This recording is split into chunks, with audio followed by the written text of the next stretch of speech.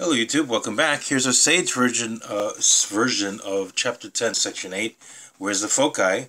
So we had a question, where did I put it? Hang on, I'll put it over here.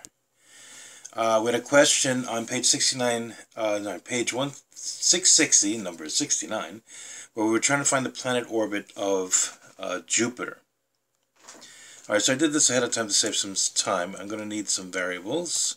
Alright, so the first thing we did was we set C, the focal length of Jupiter's orbit at 23.2 million miles, and the aphelion at 507 million miles. If you take a look at Chapter 10, Section 8, Part A of the T84 version of this, you can see the whole background on the graphing by hand and all that stuff.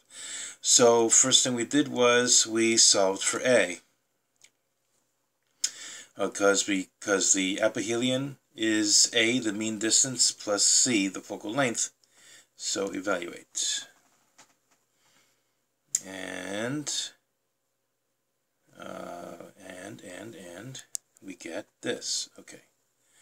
So so A was that much, but then we wanted a decimal version. This was an exact version, simplest fractional form.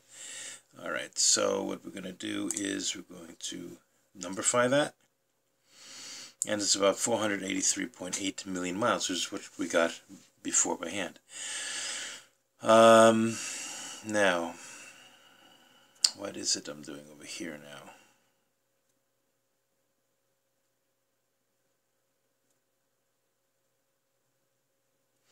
Oh, okay. Then I needed to store A somewhere as a number, right? So,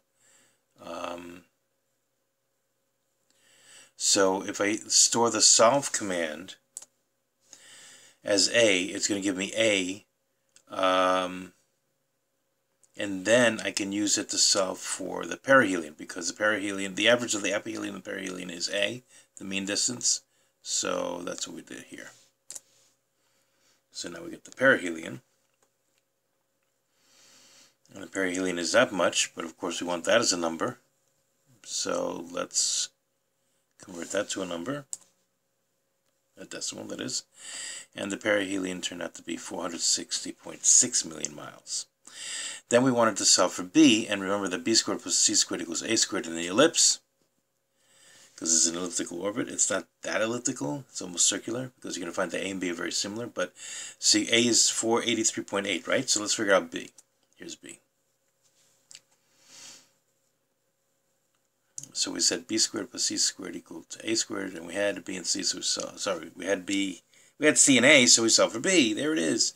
Now the thing is, I have two solutions here, so I want the second solution, not the sub 0, but the sub 1. And I want the numerical version of that, so the right-hand side dot n, right? So let's do all of that stuff. Oops, where'd it go?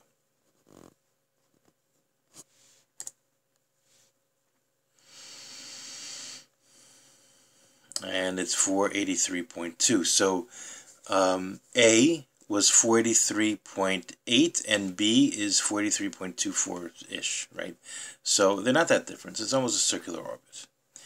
All right, then we're going to save that number, the right-hand side of the second equation, the sub 1 index of the solution. We're going to store that as B.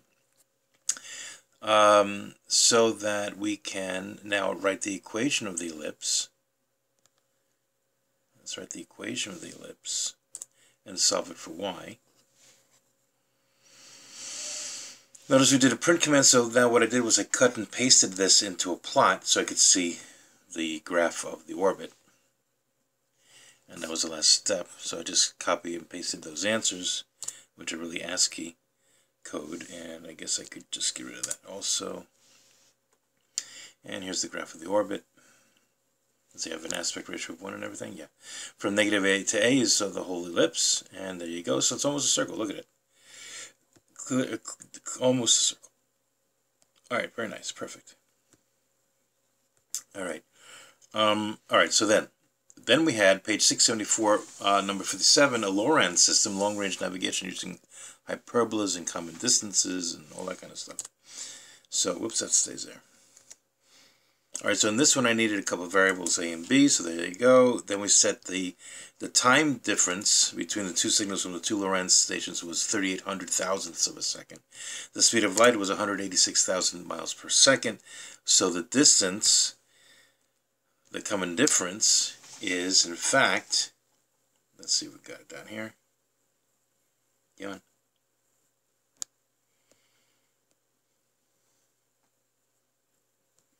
.68 miles, which is what we got by hand. Okay, very good. Do we, oh, I meant to put a little, like, title here to separate the output.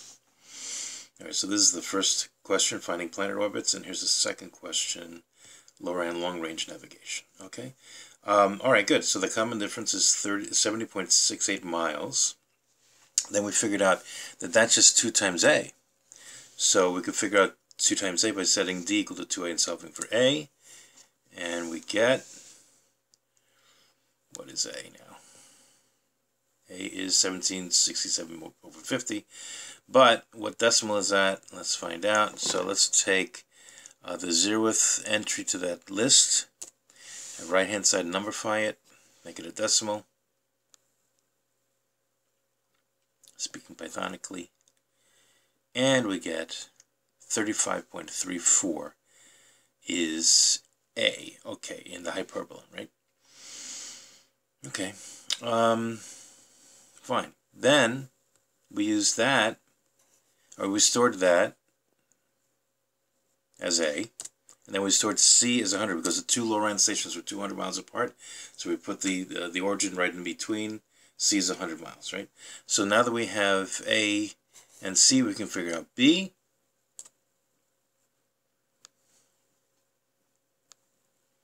Whoops. And where is it? And there's B. Now I want the positive value, and so that would be the sub 1 in this list. That equation, that right-hand side of the equation is the number, and that numberify that. That's what we did.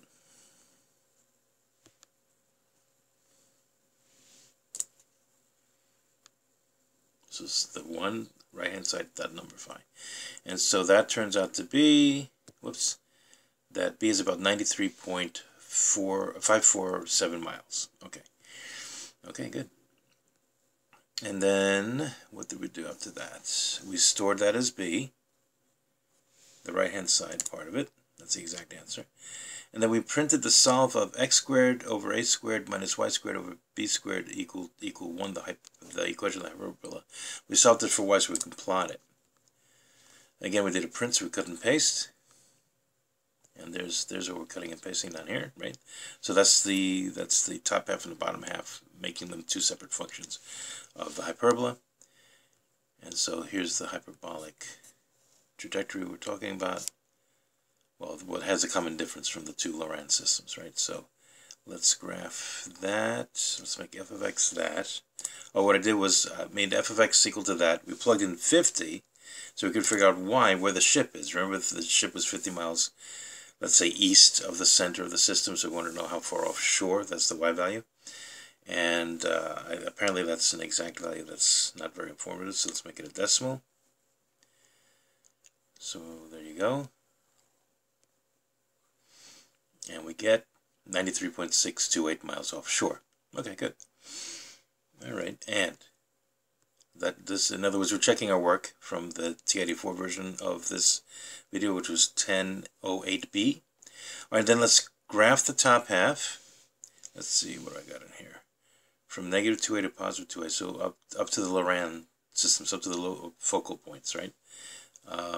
So there. That's P1.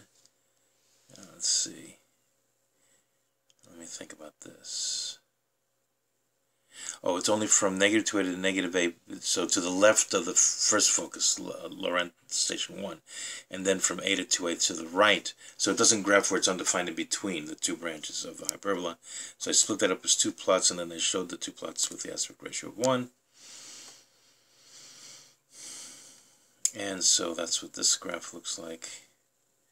Alrighty, so with the foci at negative 100 and positive 100, right? And so I graphed from negative 2A to A, and for the left branch, and then from A to 2A for the right branch. So I wouldn't have any undefined points in between. That's sort of a pain. And that's the whole thing. So yeah, that confirms everything that we did by hand with the T84 version. So I hope that was helpful. All right, YouTube, have a nice day. Bye-bye.